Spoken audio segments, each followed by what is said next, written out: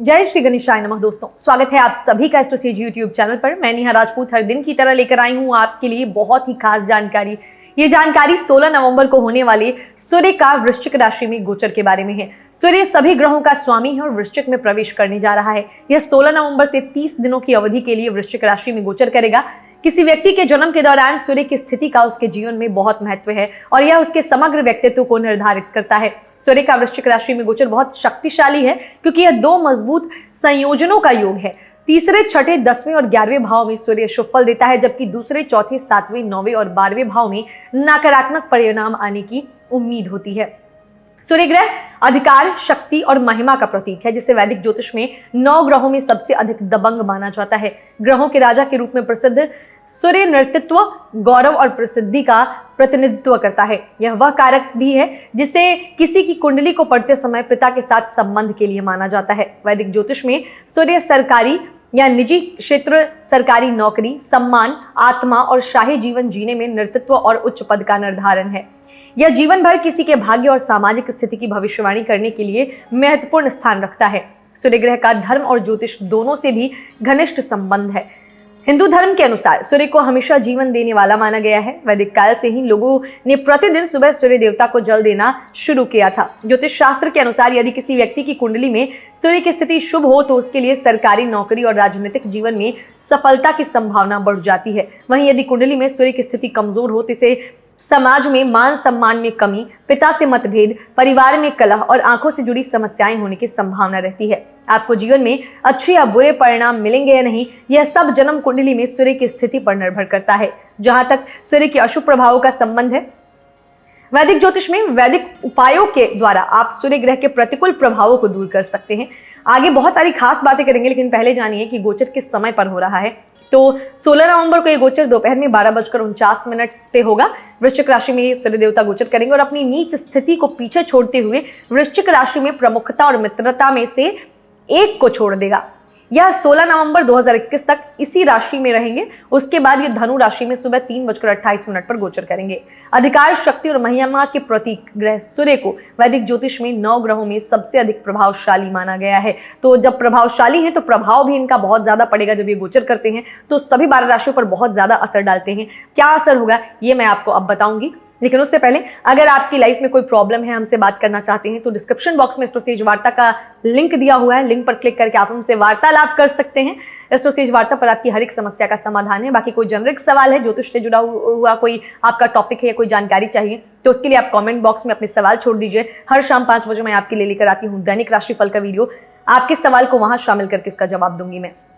फिलहाल जानते हैं कि सूर्य का जो वृश्चिक राशि में 16 नवंबर को गोचर हो रहा है उसका आपकी राशि पर क्या प्रभाव पड़ेगा। ये राशिफल चंद्र राशि पर आधारित है, यानी मून साइन बेस्ड है। तो शुरुआत करते हैं मेष राशि के साथ। मेष चंद्र राशि के लिए सूर्य पंचम भाव का स्वामी है और अष्टम भाव में गोचर कर रहा है। अचानक हानि, लाभ और विरासत में इस गोचर के दौरान आपको स्वास्थ्य संबंधी कुछ समस्याओं का सामना करना पड़ सकता है। इसलिए आपके लिए सलाह है कि आप अपने स्वास्थ्य को गंभीरता से लें। इस अवधि में त्वचा संबंधी समस्याएं, बुखार और सोने से संबंधित बीमारियां परेशानी का सबब बन सकती हैं। संतुलित आहार लें और ध्यान का अभ्यास करें। आर्थिक मोर्चे पर आपको सलाह दूंगी कि आप गपशप से दूर रहें और किसी को बदनाम करने में लिप्त ना हो। वित्तीय मोर्चे पर अनिश्चित खर्चों के कारण आपकी आय में गिरावट की उम्मीद है। हालांकि अपने साथी की थोड़ी मदद से आप चीजों को नियंत्रित करने में सक्षम होंगे। सरकारी नौकरियों में लगे लोगों को सतर्क रहने की सलाह दूंगी मैं, क्योंकि वे आपकी जो है छवि के लिए कुछ जोखिम भी उठा सकते हैं। उपाय के तौर पर प्रतिदिन सूर्य देवता की पूजा करें। अब बारी वृषभ राशि की। वृषभ चंद्र राशि के लिए सूर्य चतुर्थ भाव का स्वामी है और विवाह और साझेदारी के सप्तम भाव में गोचर कर रहा है। इस अवधि के दौरान सूर्य का गोचर आपके वैवाहिक जीवन को बहुत प्रभावित कर सकता है और आपके साथी के साथ एक सुखी दाम्पत्य संबंध का आनंद लेने के रास्ते में आ सकता है। अविवाहित पुरुषों के लिए विवाह की संभावना अधिक है, जबकि नौकरी पेशा महिलाओं के लिए समय अनुकूल है। इस राशि के जातक नया वाहन खरीदेंगे। व्यवसायिक रूप से इस अवधि में व्यापार में लाभ होगा और आप आध्यात्मिक यात्रा पर जाएंगे। इस अवधि में आपके बच्चे बहुत अधिक डिमांड कर सकते हैं। आपको अपने जीवन साथी के स्वास्थ्य पर भी ध्यान देने की आवश्यकता होगी। उपाय के तौर पर गायत्री मंत्र का जाप करें। अब बारी मिथुन राशि के जातकों की। मिथुन चंद्र राशि के लिए सूर्य तीसरे भाव का स्वामी है और ऋण, दैनिक मजदूरी और प्रतिस्पर्धा के छठे भाव में गोचर कर रहा है। इस दौरान सूर्य आपको सरकारी क्षेत्र से जबरदस्त सफलता दिलाएगा। आप अपने खर्चों पर ध्यान देना शुरू कर देंगे, जिससे आपके जीवन में सामंजस्य बना रहेगा। व्यवसायिक रूप से आप अपने नौकरी या व्यवसाय में अच्छा लाभ और प्रगति प्राप्त करेंगे। आपकी मेहनत आपके पक्ष में परिणाम देगी। आपको अपनी मेहनत का फल मिलेगा। जिन लोगों ने नया घर या वाहन खरीदने की योजना बनाई थी, उनकी मनोकामना पूरी हो सकती है। इस दौरान सफेद रंग जातक के लिए शुभ रहेगा। आपकी स्थिति में वृद्धि होगी और आप घरेलू जीवन का भी आनंद लेंगे। आपको अपने आसपास से अच्छी खबर मिल सकती है। उपाय के तौर पर आदित्य हृदय स्तोत्र का पाठ करें। अब बारी है कर्क राशि के जातकों की। कर्क राशि के लिए सूर्य दूसरे भाव का स्वामी है, जो संतान, प्रेम और संबंध के पंचम भाव में गोचर कर रहा है। इस गोचर के दौरान किसी गलत फहमी के कारण आपको अपने प्रेम जीवन में कुछ समस्याओं का सामना करना पड़ सकता है। आपको ये सलाह दूंगी कि आप और आपके साथी को एक दूसरे के साथ कुछ क्वालिटी टाइम बताना चाहिए। एक खुशहाल और लंबे समय तक चलने वाले रिश्ते के लिए यह महत्वपूर्ण है कि आप चीजों को गंभीरता से लें और बातचीत जारी रखें।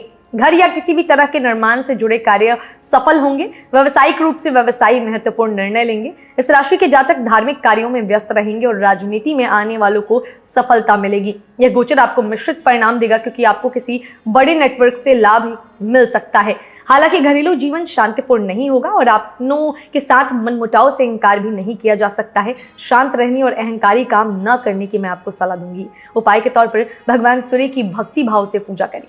बारी है अब सिंह राशि के जातकों की। सिंह राशि के लिए सूर्य पहले भाव का स्वामी है और आराम, अचल संपत्ति और माता के चौथे भाव में गोचर कर रहा है। यह गोचर आपके लिए नए बदलाव लेकर आने वाला है, क्योंकि इस गोचर काल में आपके परिवार में शांति बनी रहेगी। आपकी माता का स्वास्थ्य बिगड़ सकता है। अपनी आक्रामकता और अहंकार को दूर रखने की मैं सलाह दूंगी। गोचर के दौरान संपत्ति के जरिए आप अच्छा पैसा कमा सकते हैं। व्यापारी लोगों को लाभ होगा। स्वास्थ्य में सुधार होगा। धार्मिक कार्यों में भाग लेना जातक के लिए लाभकारी सिद्ध होगा। राजनीति में रहने वालों का उत्थान होगा। आमतौर पर इस अवधि के दौरान काम पर कुछ लाभ देखे जा सकते हैं और सामाजिक रूप से भी आपकी छवि बढ़ सकती है। आप बड़ी रकम खर्च कर सकते हैं। इस दौरान आप अपने घर और परिवार पर पैसा खर्च कर सकते हैं। आमदनी में थोड़ी कमी आएगी, लेकिन निराश होने की जरूरत नहीं है, क्योंकि आपका कोई काम नहीं रुकेगा। आपके निजी जीवन में कुछ संघर्ष के कारण आपके काम में बाधा आ सकती है, लेकिन यह आपको अपने साथी के साथ खराब व्यवहार करने का विकल्प नहीं देता है। उनके साथ ठीक से व्यवहार करने की सलाह दी जाती है, क्योंकि आपका रवैया आपकी समस्याओं को पूरा करेगा। अब बात करें उपाय की, तो लाल वस्त्र का दान करें। बारी है कन्या राशि के जातकों की। कन्या राशि के लिए सूर्य 12वें घर का स्वामी है, जो साहस, भाई बहनों और यात्रा के तीसरे घर में गोचर कर रहा है। गोचर के दौरान आप अपने जीवन में अच्छा समय देखेंगे। आर्थिक रूप से आपकी स्थिति मजबूत होगी और इस दौरान आप सफलता की ओर अग्रसर रहेंगे। चूंकि यह संक्रमण यानी गोचर अवधि लंबे समय तक चलने वाली नहीं है, इसलिए आपको सलाह यही दूंगी कि चीजों को गंभीरता से लें और आगे के उज्जवल भविष्य के लिए निवेश करें। छात्रों को सफलता मिलेगी। इस राशि के जातकों को अप्रत्याशित स्रोत से धन की प्राप्ति होगी। इस घर में जो है सूर्य आपके आत्मविश्वास और साहस को बढ़ाएगा और एक ऊर्जावान व्यक्ति के रूप में आप अपने जीवन साथी के साथ अच्छे संबंधों का अनुभव कर सकते हैं इस दौरान। और वृश्चिक राशि में गोचर के दौरान आपको अपने साथियों और सहकर्मियों का पूरा सहयोग मिलेगा, जो आपके वर्तमान लक्ष्य में भी आपकी मदद करेगा। संभावना है कि आपका छोटा भाई आपके प्यार और स्नेह को हल्के में लेगा। उपाय के तौर पर आदित्य हृदय स्तोत्र का पाठ करें। बारी है तुला राशि के जातकों की। तुला राशि के लिए सूर्य 11वें घर का स्वामी है और पारिवारिक भाषण और धन के दूसरे घर में गोचर कर रहा है।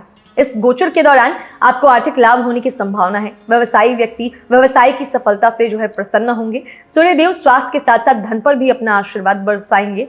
तुला राशि के लोगों के दूसरे भाव में सूर्य की उपस्थिति के साथ उच्चतम स्तर की सभी शक्ति के साथ संग्रहित होने की संभावना है। यदि आप एक नए व्यवसाय में प्रवेश करना चाहते हैं तो यह बेहतर समय नहीं है। इस गोचर के दौरान आप अपने लाभ को अधिकतम करने के लिए अपनी संपत्ति को किराए पर भी दे सकते हैं। चूंकि सूर्य आपके मानसिक और अहंकार से जुड़ा हुआ है, इसीलिए मस्तिष्क और अहंकार से, इसीलिए गोचर के दौरान आप में आत्म केंद्रित प्रवृत्ति यानी सेल्फ ऑब्सेस्ड हो जाएंगे, आप विकसित होगी, जो आपके रिश्ते को प्रभावित कर सकती है। सलाह यही है कि आप अपना ख्याल रखें और इसे अच्छी तरह से बनाए रखें, यानी दूसरों का भी इस बीच ख्याल रखा करें। सिर्फ खुद के बारे में सोचेंगे तो ऑब्वियस है आपके साथ रहने वाले लोग आपसे थोड़ा सा नेगेटिव हो सकते हैं। इस समय आपको खर्च और बचत का ध्यान रखना होगा और संतुलित आहार लेना होगा। रोजाना कम से कम 8 घंटे की नींद लीजिए। इस गोचर के दौरान आपकी आय का प्रवाह अच्छा रहेगा। हालांकि संभावना है कि इसे अच्छी तरह से बनाए रखने में आपको कुछ कठिनाइयों का सामना करना पड़ सकता है। इस समय आपको खर्च और बचत का ध्यान रखना होगा। उपाय के तौर पर प्रतिदिन भगवान सूर्य को जल अर्पित करें। अब बारी वृश्चिक राशि के जातकों की। वृश्चिक राशि के लिए सूर्य 10वें भाव का स्वामी है और वृश्चिक राशि के जातकों के लिए प्रथम भाव में गोचर कर रहा है। गोचर के दौरान यह संभावना है कि यह आपके स्वभाव में कुछ आक्रामकता ला सकता है। पेशेवर रूप से आपके काम और करियर के मोर्चे पर कुछ लाभ हो सकता है। आपको अपने सभी प्रयासों में अपने जीवन में अपने पिता या पिता के समान लोगों का पूर्ण सहयोग प्राप्त होगा। स्वास्थ्य के लिहाज से आपको हल्का बुखार और सिरदर्द हो सकता है। गोचर के इस चरण के दौरान उचित स्वास्थ्य लेने की सलाह दूंगी मैं आपको, और जो है स्वास्थ्य लाभ लेने की, और विशेष रूप से स्वास्थ्य समस्याओं से बचने के लिए स्वस्थ जीवन शैली अपनाने की भी सलाह दूंगी मैं। इसके अलावा पारिवारिक स्तर पर आने वाली समस्याओं से निपटने में आपको भाई बहनों का पूरा सहयोग मिलेगा। कार्यस्थल पर ऐसी स्थितियां हो सकती हैं जो आपको असहज और निराश महसूस कराएंगी, लेकिन हर अवसर को अपने पक्ष में करने का प्रयास करें। इस गोचर के दौरान आप अपने जीवन के अन्य क्षेत्रों में भी बहुत रुचि लेंगे। उपाय के तौर पर प्रत्येक रविवार को गरीबों को गुड़ खिलाएं। अब बारी है धनु राशि के जातकों की। धनु राशि के लिए सूर्य नवम भाव का स्वामी है, जो व्यय, मोक्ष और विदेशी लाभ के 12वें भाव में गोचर कर रहा है। इस गोचर के दौरान आपको लंबी दूरी की यात्रा पर जाने का मौका मिलेगा। सेहत को लेकर थोड़ा सावधान रहिएगा, क्योंकि आपको बुखार और पेट से संबंधित बीमारियां हो सकती हैं। इस गोचर के दौरान आपके अत्यधिक खर्चे होंगे। जो लोग व्यापार के क्षेत्र में हैं या विदेश से जुड़े हैं, वे गोचर के दौरान किसी अच्छी खबर की उम्मीद कर सकते हैं। सूर्य का गोचर कुछ लोगों के लिए उच्च दबाव की स्थिति भी पैदा कर सकता है। हालांकि यह अच्छी बात होगी, क्योंकि आप खुद पर अधिक समय व्यतीत करेंगे और खुद को बेहतर बनाने में सुधार करेंगे, जिससे आप अपने करियर में स्थिर महसूस करेंगे। इस गोचर के दौरान आपके आत्मविश्वास में कमी आ सकती है और आप अपनी क्षमताओं को लेकर संशय में पड़ सकते हैं, जिसके परिणाम स्वरूप आपके आत्मविश्वास में भी कमी आने की संभावना है। उपाय के तौर पर ओम नमो भगवते वासुदेवाय नमः का प्रतिदिन 108 बार जाप करें। अब बारी है मकर राशि के जातकों की। मकर राशि के लिए सूर्य अष्टम भाव का स्वामी है, जो लाभ, आय और इच्छा के 11वें भाव में गोचर कर रहा है। इस गोचर के दौरान सूर्य की स्थिति इस अवधि में आपके लिए अत्यंत लाभकारी सिद्ध होगी, क्योंकि इस गोचर के दौरान समाज में मान सम्मान में वृद्धि होगी और दूसरी ओर आप अपने दोस्तों के बीच आकर्षण का केंद्र रहेंगे। आप एकाग्र और दृढ़ निश्चयी रहेंगे और चीजें आपके अनुकूल होने लगेंगी। आय में लाभ के संकेत है और यह जातकों के लिए एक पुरस्कृत गोचर होगा। आप धीरे धीरे आगे बढ़ेंगे और आपका निजी जीवन भी इस दौरान काफी फायदेमंद रहेगा। छात्र इस गोचर के दौरान शिक्षा के क्षेत्र में सफल होंगे और वे उच्च अध्ययन के लिए भी जा सकते हैं। यदि आप विवाहित हैं तो यह गोचर आपके बच्चे के लिए अच्छा रहने वाला है, क्योंकि वह कुछ हासिल करेगा और आपको अपने बच्चे की सफलता पर गर्व होगा। उपाय के तौर पर मंगलवार के दिन अनार और लाल वस्त्र मंदिर में दान करें। बारी है कुंभ राशि के जातकों की। कुंभ राशि के लिए सूर्य सप्तम भाव का स्वामी है, जो नाम, प्रसिद्धि और करियर के 10वें भाव में गोचर कर रहा है। इस भाव में गोचर जो है जातक के लिए बहुत अच्छा रहेगा, क्योंकि इस भाव में सूर्य की दिशा और शक्ति प्राप्त होगी। जो लोग नई नौकरी की तलाश कर रहे हैं, नौकरी बदलने या पदोन्नति के अवसर की तलाश कर रहे हैं, वे इस सूर्य गोचर की अवधि में अपनी इच्छा पूरी करने के लिए पर्याप्त भाग्यशाली होंगे। जो लोग वर्तमान नौकरी में हैं, उन्हें भी कार्यस्थल में उच्च पद पर आसीन होने का मौका मिलने की संभावना है, और इस दौरान आपके सहकर्मी और आपके अधीनस्थ आपके काम और आपके प्रयासों में आपका पूरा सहयोग करेंगे, जिससे कार्यस्थल पर उत्पादकता और कार्यकुशलता में वृद्धि होने की प्रबल संभावना है। कार्यस्थल पर वरिष्ठों के साथ आपके संबंध भी सुधरेंगे। इस दौरान अधूरे काम फिर से शुरू हो सकते हैं। स्वास्थ्य के लिहाज से यह गोचर जातक के लिए फायदेमंद रहेगा, लेकिन फिर भी स्वस्थ जीवन शैली बनाए रखने और नियमित रूप से व्यायाम करने की मैं आपको सलाह दूंगी। उपाय के तौर पर आदित्य हृदय स्त्रोत का पाठ करें। और अब सबसे आखिर में बात करेंगे मीन राशि के जातकों की। मीन राशि के लिए सूर्य छठे भाव का स्वामी है, जो भाग्य और आध्यात्मिकता के 9वें घर में गोचर कर रहा है। इस गोचर के दौरान आपको कोई काम पूरा करने के लिए काफी मेहनत करनी पड़ेगी। आपको लग सकता है कि भाग्य आपके खिलाफ काम कर रहा है और घर में आपको कुछ तनावपूर्ण पलों का सामना भी करना पड़ सकता है। आपके पिता का स्वास्थ्य प्रभावित हो सकता है। काम के सिलसिले में आपको कुछ तनाव और यात्रा का भी सामना करना पड़ सकता है। इस बात की अत्यधिक संभावना है कि आपके पिता कुछ चिकित्सीय सहायता की आवश्यकता हो सकती है। समाज में आपका मान सम्मान निस्संदेह बढ़ेगा और आपके परोपकारी स्वभाव के कारण समाज में पहचान मिलेगी। लोग आपका सम्मान करेंगे और समाज के प्रति आपके योगदान को महत्व देंगे। इस गोचर के दौरान आप इस चरण के दौरान बहुत आध्यात्मिक होंगे और आपको आध्यात्मिक यात्राओं पर जाने का मौका मिलेगा और आपके खर्चे धर्म के सिलसिले में भी होंगे। उपाय के तौर पर जरूरतमंदों को गुड़ और लाल वस्त्र दान करें।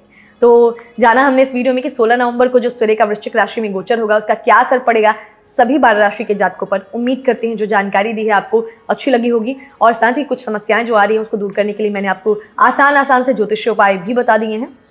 इनको कीजिए और उसके बाद भी अगर लाइफ में कोई प्रॉब्लम है या कोई प्रॉब्लम आती है तो हम आपके साथ ही हैं। आपको डिस्क्रिप्शन बॉक्स में लिंक मिल जाएगा एस्ट्रोसेज वार्ता का, कभी भी क्लिक करके आप हमसे बात करके अपनी प्रॉब्लम्स का सॉल्यूशन जान सकते हैं। बाकी ये तो गोचर की बात हो गई। हर शाम 5 बजे मैं आपके लिए लेकर आती हूँ दैनिक राशिफल का वीडियो। अगर उसे देखना चाहते हैं तो आपको चैनल को सब्सक्राइब करके बेल आइकन का बटन प्रेस करना होगा। उस वीडियो में मैं आपको बताती हूँ कि दिन को अच्छा बनाने के लिए क्या शुभ है क्या अशुभ है, कैसे बना सकते हैं आप अच्छा, तमाम जानकारियां मैं आपको उस दिन से जुड़ी हुई देती हूँ और साथ ही आपके सवाल को भी शामिल करती हूँ।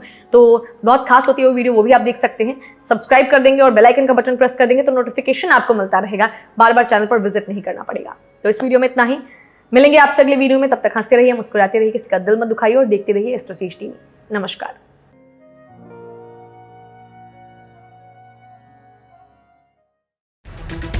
For regular updates, follow our Instagram page right now.